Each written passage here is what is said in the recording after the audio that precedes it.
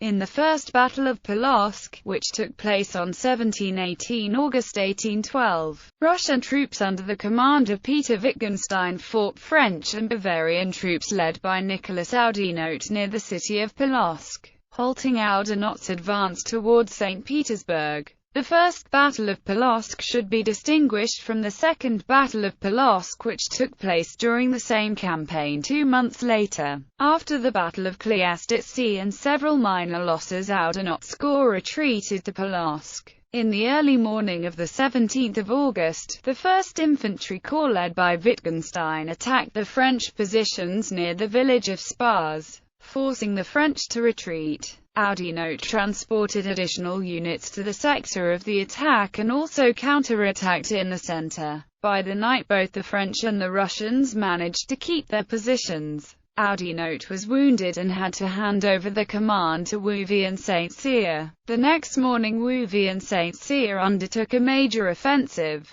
He managed to mislead Wittgenstein about the area of the offensive, regroup his troops and suddenly attack the left flank and center of the Russian positions. In the beginning, the offensive was a major success. The French troops crushed the Russians and captured 7 cannons. When the defeat seemed imminent, Wittgenstein organized a cavalry counterattack. It caused a scare among the French, who had to cease the offensive and retreat. On the other hand, Wittgenstein retreated to the Drissa. For the next 2 months, both the French and the Russians did not attempt to upset the balance of powers. French-Bavarian losses numbered 6,000 killed, wounded, and missing, while the Russians lost 5,500. Bavarian general officer losses were heavy. General of Infantry Bernhard Erasmus von de Roy was mortally wounded and General Major Sabine was killed. General Majors Vincenti and Raglovich were both wounded.